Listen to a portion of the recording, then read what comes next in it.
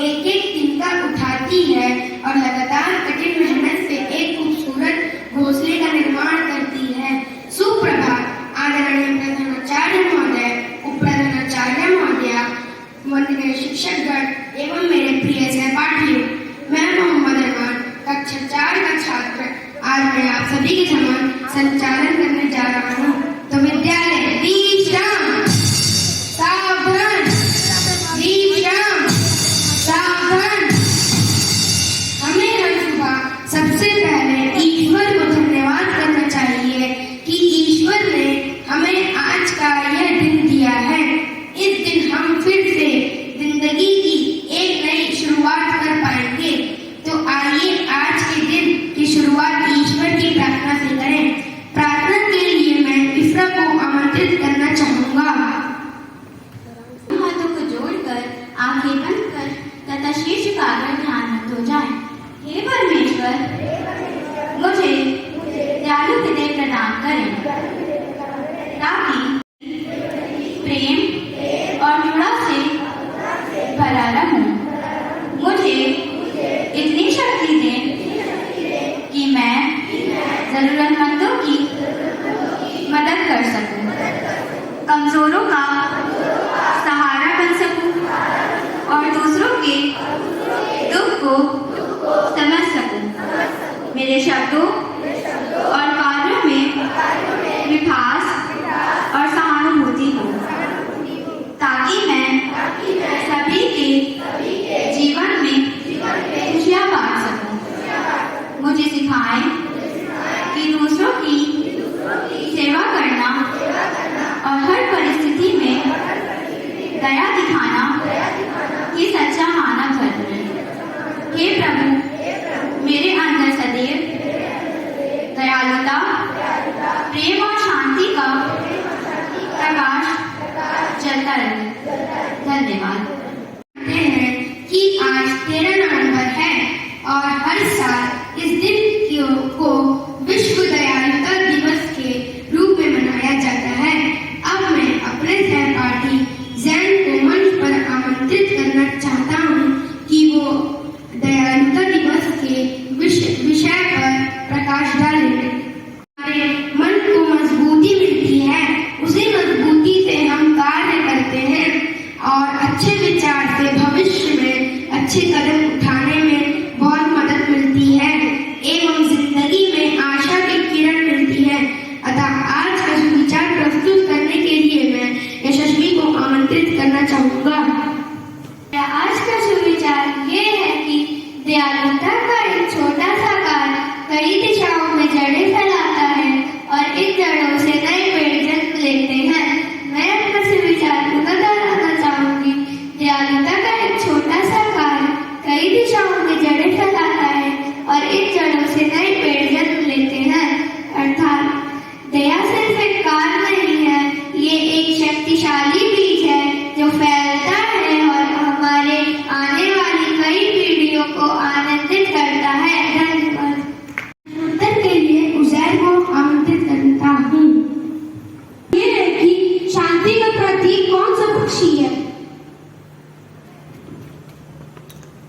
कबूतर। ये है कि भारत से नोबेल पुरस्कार जीतने वाली पहली महिला कौन थी? Mother Teresa. मदर टेरेसा सही जवाब। मेरा तीसरा प्रश्न ये है कि शांति दिवस का प्रतीक कौन सा रंग है? सफेद। सफेद। सफेद। सफेद। सफेद सही जवाब। मेरा चौथा प्रश्न ये है कि भारत के दूसरे नोबेल पुरस्कार विजेता कौन थे? सीवी रमन। सीवी रमन सही जवाब। आखिरी प्रश्न ये है कि किस महाद्वीप पर नोबेल पुरस्कार समारोह आयोजित होता है? उत्तर है यूरोप। के लिए तैयार हो जाएं। हम प्रतिज्ञा करते हैं कि हम हर दिन दयालुता और करुणा के साथ दूसरों से पेश आएंगे।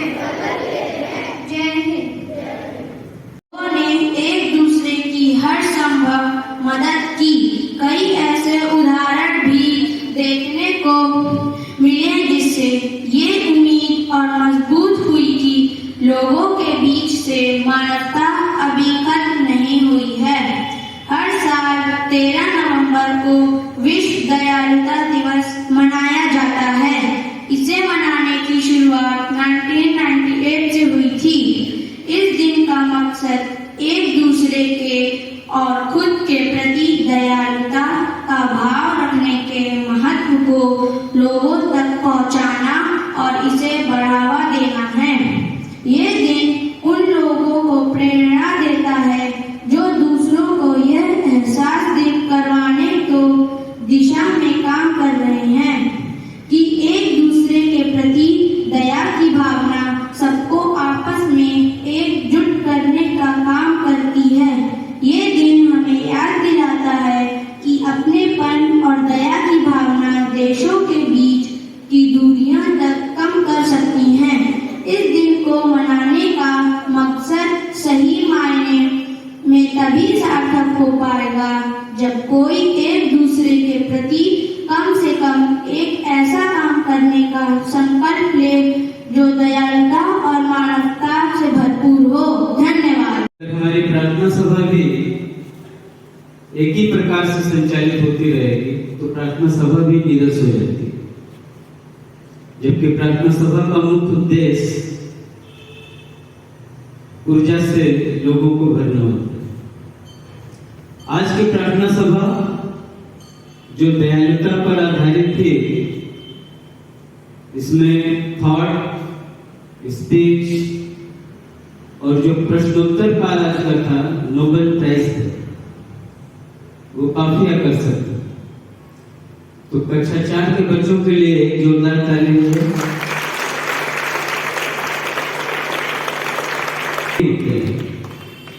एक दिन निर्धारित करने का उद्देश्य ये होता है कि याद दिलाना, आपको उन चीजों की याद दिलाना। तो ऐसा नहीं है कि दयालुता दिवस आज ही और दयालुता प्रदर्शित करके या दयालुता दिखा करके दूसरों को बताने की जरूरत नहीं होती, वो खुद एहसास करते हैं। जो प्रश्न थे आज के नोबेल प्राइज पर आधारित, उसी से एक प्रश्न है कि ये नोबेल प्राइज किसके नाम पर है।